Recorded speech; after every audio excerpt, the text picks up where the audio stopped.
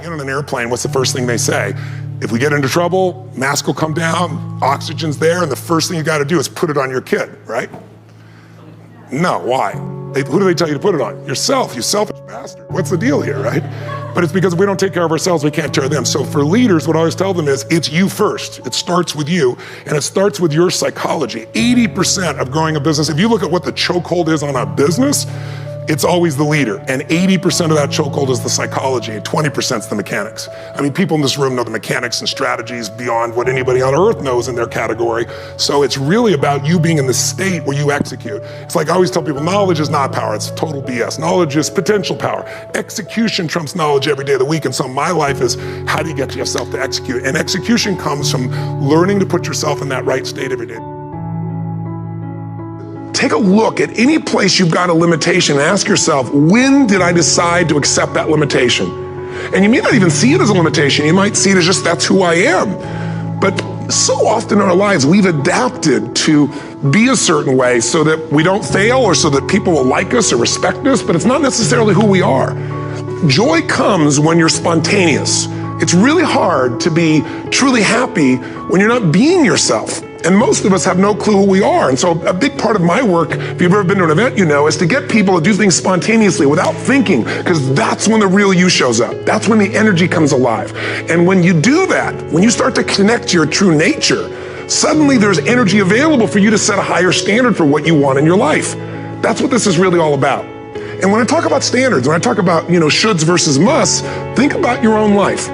I know there have been areas in your life where some point in time you just shifted and you raised the standard and your life changed. Because whatever people have their identity attached to, they live. We live who we believe we are. That's just how it works. It's just kind of like, I'll give you an example. Look at your physical body. Your physical body today is an absolute reflection of only one thing, not your goals, not your desires, but your standards. The identity you have for yourself. If your standard is you're an athlete, then there's a certain amount of strength, a muscle tone, and energy that's available in your body on a regular basis because that's who you are. And so you do whatever's necessary to maintain that identity. Again, the strongest force in the human personality is this need to stay consistent with how we define ourselves. Because if you don't know who you are, you wouldn't know how to act. Once you lock in on that identity, your brain finds a way to keep you there. If you say, man, I'm overweight, I've always been overweight, I'm big boned, and that's the story you got, then you're gonna always find a way to get back there. That's your settling point. That's your identity. That's where things lock in. If you see somebody who's in really great shape, you ask them, do you work out? You know the answer. Yes, how often? And they'll tell you 3 times, 4 times, 5 times a week, whatever. In a seminar, I'll ask people, who here works out at least 5 days a week? And I'm stand up. And you look around that room and you know that they work out 5 times a week because you can see their body. You don't just get a result without some kind of action, without some form of ritual. Ritual meaning actions you do consistently. Now, do you think those people that are out there working out 5 days a week, do they have more time than you do? Or I have, or anybody else? Of course not. Is their life less busy? Of course not. It's just a must for them. They must work out that way, and they've made that turn and their life changed. So I'm not saying you have to work out 5 days a week. I'm just saying whatever you really want, wants don't get met consistently. Standards do. Whatever you identify, this is who I am. And so it's not so much about changing your identity as there's expanding it. Deciding that, instead of your goals to lose 10 pounds, which is not compelling, what if your vision was to get back to my fighting weight?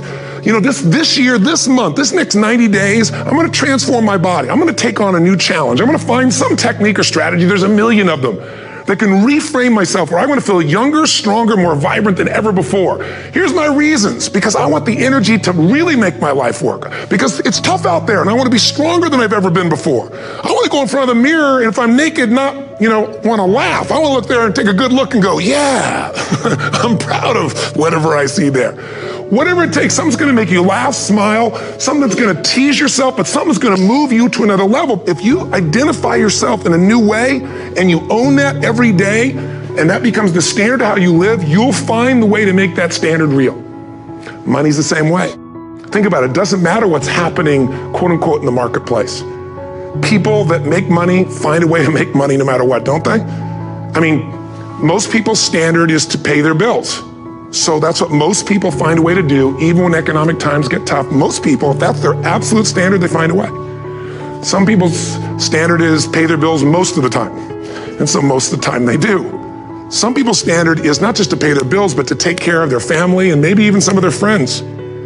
And they find a way. In fact, you know, some people may be in a family where they don't have enough money. They barely have money to pay their bills. They work their guts out. And then somebody, their mother, their father, somebody else, their sister gets ill, and there's not enough money to take care of it. Nobody else has money in the family. They don't either, but they find a way to get that money to take care of their mother or father, don't they? And pay their bills. They never could do it before. Why? The situation made them raise their own standard. And not everybody does that. Somebody else in the family might have money and still not take care of their mother. It all comes down to the inner game, my friends. Changing your life is a change in the inner game. The outside world you can't control, but you have absolute control over this one if you learn the dynamics of what shapes you.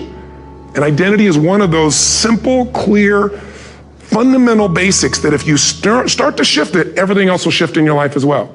Some people, by the way, have to have more than enough money to do what they want, when they want, where they want, with whomever they want, contribute the way they want. And if that's their must, they find a way. I know that sounds overly simplistic, but it's true. You know, somebody once said you could take all the money in the world out of the hands of everybody, out of all the wealthy people in the world who are really successful, give it to other people. It wouldn't take too long. Those people would have it back in their hands. It's not because they're manipulative. It's because they have a standard. Some are manipulative, don't get me wrong, but they got a standard of what they're going to find a way to make happen. I'm just simply saying to you, take those 3 magic words and live them. Raise your standard. Rule number 2, be truly fulfilled. Michael Gerber, the guy that wrote the E-Myth, talks about why so many businesses, young businesses fail. And one of these things he says is most people are not really entrepreneurs, but they think that's what they should be. Getting things is not going to make you happy. That's good news in a tough economy. It's a good reminder. It doesn't matter what you get. Doesn't matter whether it be money or opportunity. All those things might excite you for the moment. Even a relationship, as magnificent it may be, might be exciting for a while. But if you don't keep growing, that relationship isn't going to stay exciting. So the secret to real happiness is progress. Progress equals happiness. And if we can make progress on a regular basis, we feel alive. And that's why at the beginning of the year, we get this thing like, okay, I can have this fresh start. I could really do what my soul desires. I could expand. I could grow. I could improve. I could change. Or maybe better than change, I could progress. See, think about that. Progress is an aliveness to it, doesn't it? You don't have to work at changing. People say all the time now, well, I'm working on changing. Don't worry about it. You don't have to work on changing. Change is automatic. Your body's going to change whether you want it or not as the years go by. And no matter how hard you work, there's going to be some changes going on there. The economy is going to change no matter what you want it to do. The weather is going to change. Relationships are going to change. Everything in life is always changing. We don't have to work on change. Change is automatic, but progress is not.